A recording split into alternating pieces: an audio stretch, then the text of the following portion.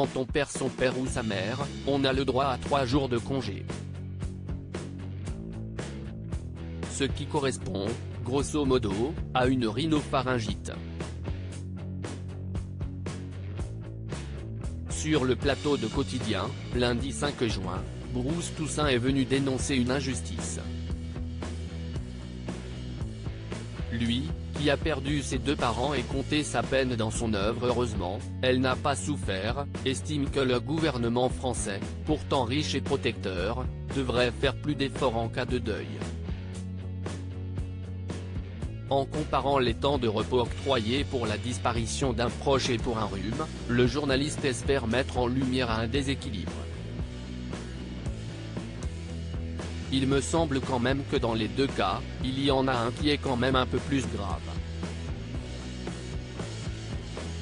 Et, visiblement, Bruce Toussaint n'est pas le seul à y réfléchir. Après la publication de son dernier livre, le journaliste a vu ses idées reprises par le gouvernement. Elles feront prochainement l'objet d'une loi, a indiqué Yann Barthès. Un scénario idéal pour l'auteur, ravi d'avoir fait entendre sa voix. Quand le livre est sorti, j'ai reçu plusieurs coups de fil de personnalités politiques qui m'ont fait savoir qu'elles étaient intéressées par mes propositions, a-t-il expliqué sur le plateau de Quotidien.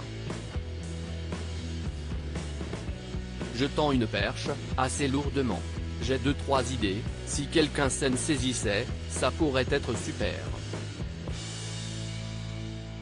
Bruce Toussaint, surpris par Marine Le Pen de tous les messages de soutien qu'a reçu Bruce Toussaint à la suite du décès de sa mère, si est-il bien celui de Marine Le Pen qui l'a le plus surpris.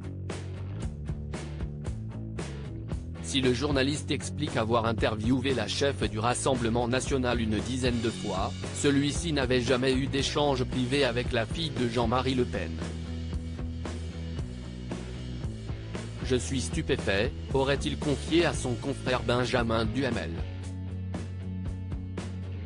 À l'issue d'une interview réalisée pour BFM TV, le journaliste a tenu à remercier la femme politique pour son geste. L'intéressé lui a confié que l'une de ses plus grandes peurs était d'apprendre le décès de l'un de ses parents.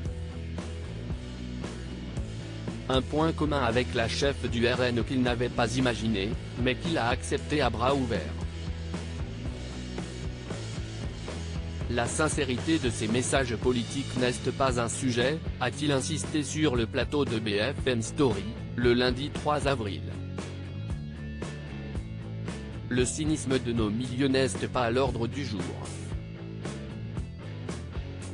Ces SMS sont là, ils me font du bien.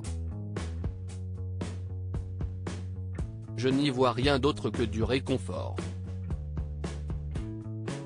Article écrit en collaboration avec 6 médias Crédit Photo, capture d'écran de l'émission Quotidien sur TMC le 5 juin 2023.